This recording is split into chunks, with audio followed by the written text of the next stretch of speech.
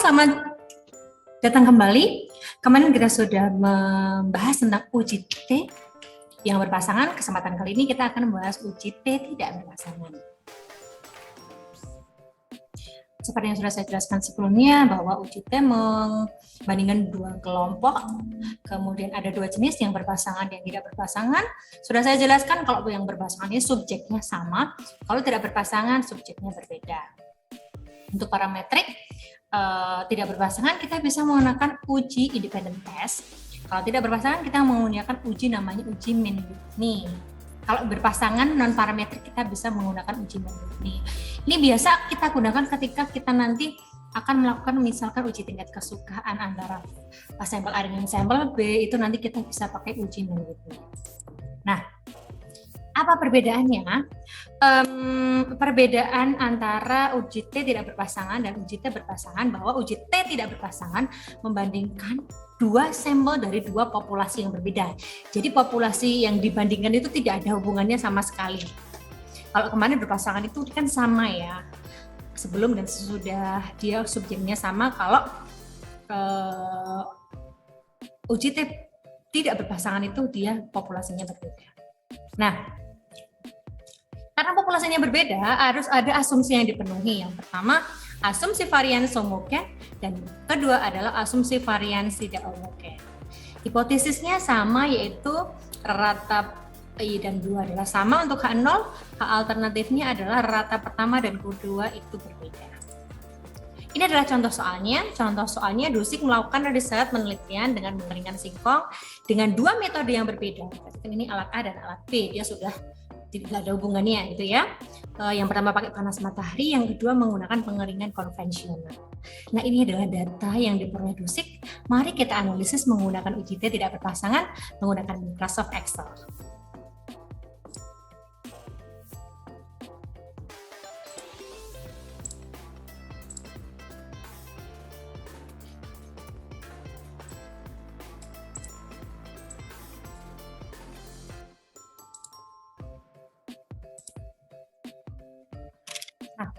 Ini adalah data yang dari soal tadi saya copy paste di Microsoft Excel.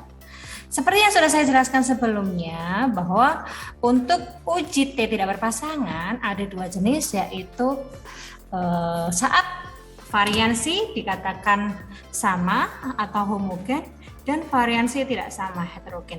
Untuk itu kita harus menguji dulu uji variansi apakah homogen atau tidak homogen. Caranya bagaimana? Kita menghitung varian dari masing-masing data dengan var P. var P itu untuk populasi, S untuk sampel. Kita blok, enter. Satunya juga.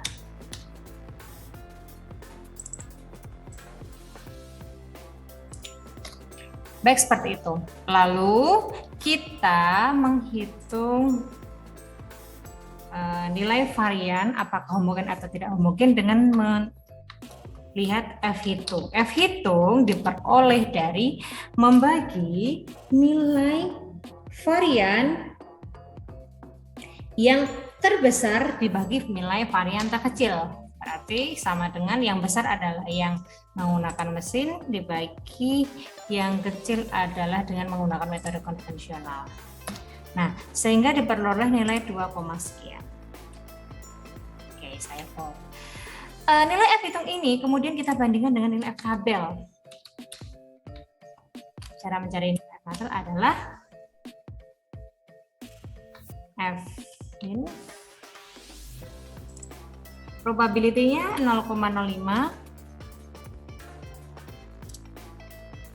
Kemudian derajat bebas ini adalah banyaknya data dikurangi 1. Ini datanya ada 14. Berarti degree of freedom atau derajat bebasnya adalah 13. Untuk data pertama, data kedua juga sama 13. Nah, nilainya ada 2,5.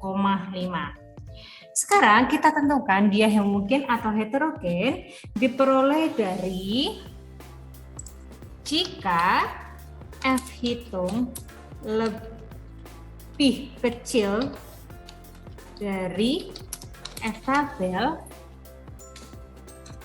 maka kita katakan homogen. Tapi maaf ini hitung ya. Jika F hitung lebih besar F tabel, maka heterogen. Sekarang kita lihat. F hitungnya adalah 2,3 dan F tabelnya adalah 2,5, sehingga F hitung lebih kecil dari F tabel, datanya homogen. Oke, datanya homogen. Sekarang kita sudah dapat kesimpulan bahwa nilainya adalah homogen semua, kemudian akan kita uji.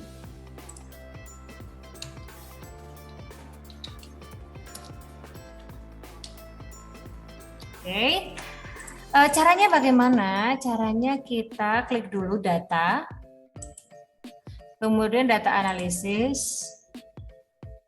Nah, di sini akan ada dua jenis uji T.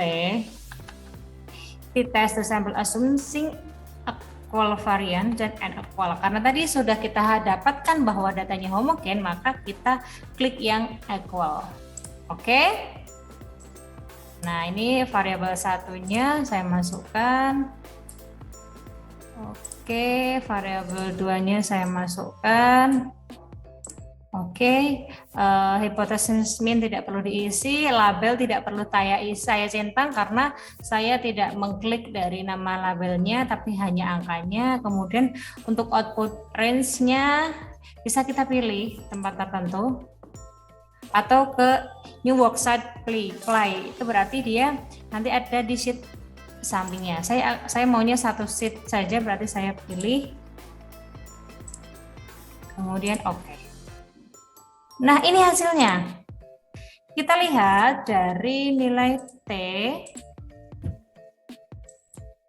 Nilai T hitungnya berapa ya? Untuk one tail dia adalah 1,7.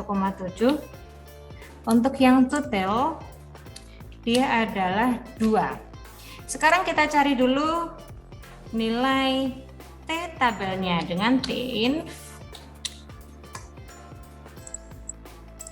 Probabilitasnya berapa? Kalau one tail berarti 0,05. Kemudian degree of freedom-nya tadi ada 14 data, berarti N-1 adalah 13.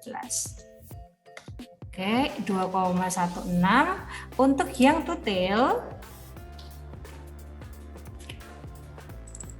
degree of freedom-nya 0,05 dibagi 2, jadi 0,025. Degree of freedom-nya 13. Oke, begini nilainya adalah 2,5. Sekarang kesimpulan.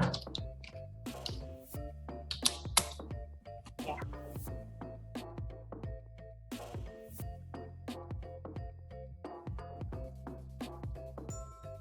Kesimpulannya, jika T hitung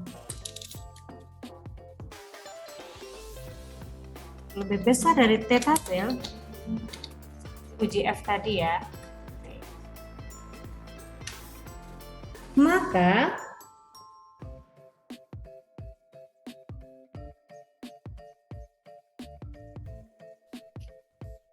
hipotesis ditolak, hipotesis 0 ditolak,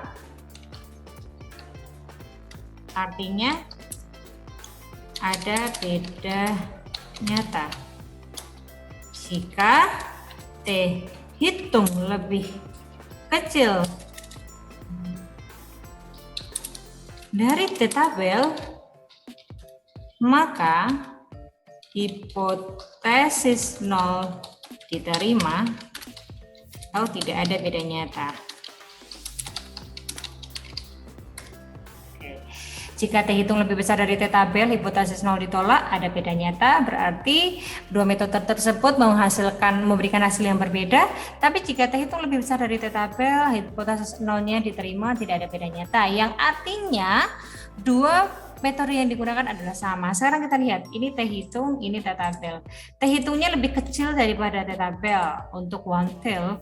Untuk two tail juga sama, T hitung lebih besar, lebih kecil daripada T tabel.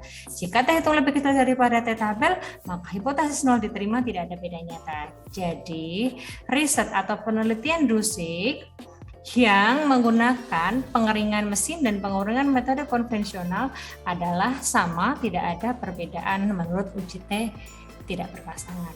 Nah, itu yang bisa saya sampaikan pada kesempatan kali ini. Terima kasih. Apabila ada pertanyaan bisa tuliskan di kolom komentar. Sampai jumpa lagi.